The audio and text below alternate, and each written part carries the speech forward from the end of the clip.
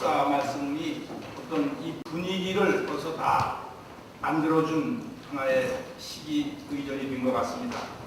오늘은 두 분의 교수님이 발표를 하시고 이어서 후로는 두 분의 발표가 끝난 다음에 네 분이 해주시고 그리고 시간에 따라서 청중 여러분들의 질의 내지는 의문사항을 말씀하시는 이런 순서로 진행할 것입니다.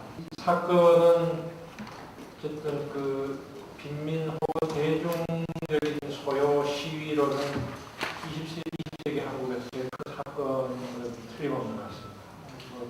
불과 한 5시간 정도 지속된 사건이긴 하지만 당시 언론의 보도처럼 6.25 이후의 최대 어쨌든 소요 사건 이것은 틀림없고요. 또 이것이 소요 사건으로서 의미만 있는 게 아니라 이제 이번에 발표하신 조명인 교수님 전자하시는 부분인데 한국의 도시의 재개발의 역사의 상징적인 사건인 것 같습니다. 그러니까 재개발 혹은 무허가 정착지 혹은 빈민들에 대한 주거 문제에 대한 하나의 사안 교과서가 되고 저는 지금 40년 전에 이 당시의 이 도시 정책, 빈민들에 대한 주거 정책 문제가 2009년 용산 참사에까지 그대로 연결되고 있고 지금도 거의 변하지 않았다고 보고 있습니다. 이렇게 쭉 당시의 서울시 당국의 정책이나 입장을 보면은 기본적으로 이 도시의 빈민들이나 이 무허가 주택들이 산업화에 의해서 불가피하게 생겨날 수밖에 없는 것인데 이것을 40년 지난 이 사건을 많은 자료를 모아서 정치하게 분석하는 것도 중요하고 저도 사실 그보다도 그것을 중요하지 않다 생각보다도 이 40년쯤 이제 됐으니까 이 사건을 우리가 어떻게 바라볼 것인가 어떻게 이해하고 의미를 간파하고 또 그것을 우리의 현재적 삶 이제 성남의 어떤 그런 도시 정책이든 도시 문화이든 또 나아가서 미래의 이 성남의 어떤 그런 정체성 어떻게 우리가 이것을 이어낼 건가 이건 단순한 사실의 문제만이 아니라 나아가서 해석의 문제가 난 상당히 중요하다. 그동안 적지 않은 그런 해석이 있었는데 해석을 어떻게 하냐에 따라서 이 80 그냥 편의적 사건에 제가 보겠습니다. 80 사건을 우리가 받아들이고 자료를 찾고 또 우리 성남 주민들이 이것을 접근하고 이해하고 받아들이고 하는 것이 달라질 것 같습니다. 제가 오기 전에 30주년 발표를 적으려고 하는데 그때보다 오늘 발표가 좀 더 앞으로의 방향, 할 일 쪽으로 이동해 가고 있지 않는가 발전됐다.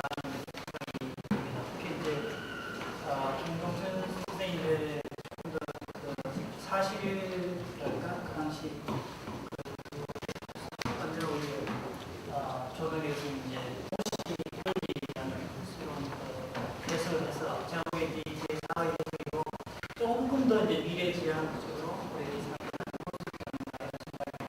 저도 도시 권리 우리가 사회의 시민권 이제 중국이라든지 베트남에도 지금이가 더 심해지고 있는데 인도에서는 또 포스코 개발 지역에서 빈곤지가 나고 그래서 그런 그 시민권 도시의 시민권과 연결시켜서 우리가 폭넓게 볼 수 있는 그런 강화를 싶다 생각이 들고요. 제가 20주년, 30주년, 33주년 기념식에 계속 참여를 했었고 40주년에도 이번에 참여를 했습니다. 20주년이나 30주년의 기본적인 관심은 뭐였냐면요. 사건의 성격을 규명하자였습니다. 근데 그냥 사건의 성격을 규명하자는 게 아니라 이게 이름이 없다.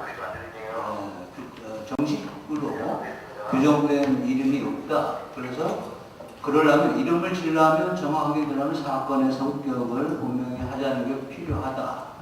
이거였습니다. 근데 사건의 성격을 규정하자라고 하려면 이제 주체가 어디냐, 그리고 그 주체의 성격이 무엇이냐.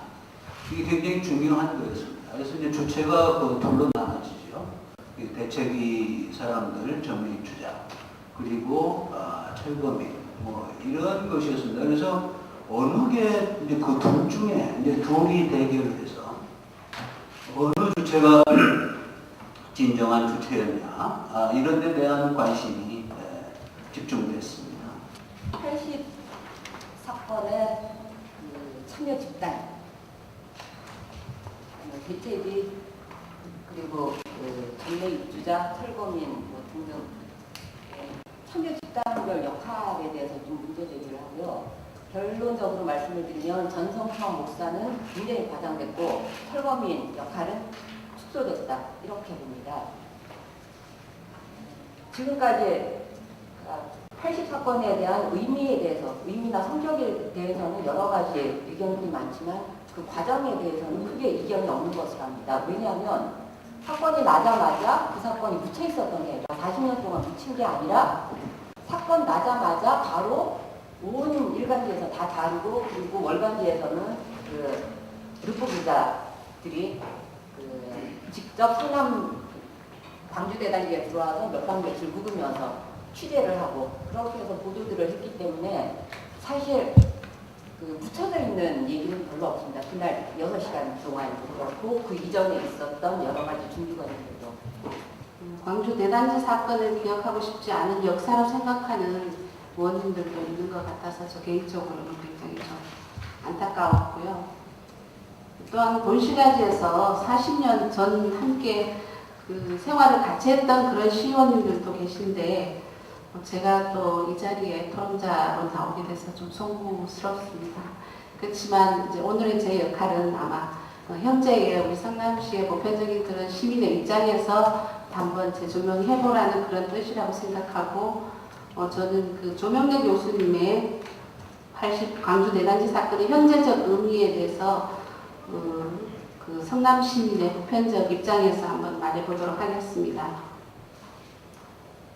한국 최대의 빈민 항로의 역사를 주거권과 생활 공동체가 확보된 자족적인 도시, 그리고 주민 친화적인 미래형의 새로운 도시 건설의 자산으로 삼는다면 그것은 부끄러운 역사가 아니라 자랑스러운 역사가 될 것이다. 그것을 위해 본격적으로 광주대단지 항로의 기업, 재구성하기 작업을 시작해야 한다. 이 글은 김동춘 교수님의 발제문 마지막 문장입니다. 저는 이 대목이 지금 성남이라는 도시에서 살고 있는 시민에게 던지는 아주 중대한 시사점이라고 생각합니다. 80 광주 대단지 사건은 한국 사회의 도시개발 역사에서 최초의 주민 스스로 도시의 주권을 찾아나가는 실천이라고 생각합니다. 그럼 다시 한번 제가 마무리 짓는 걸로 인사드리겠습니다. 박수 치면서 마무리 짓습니다.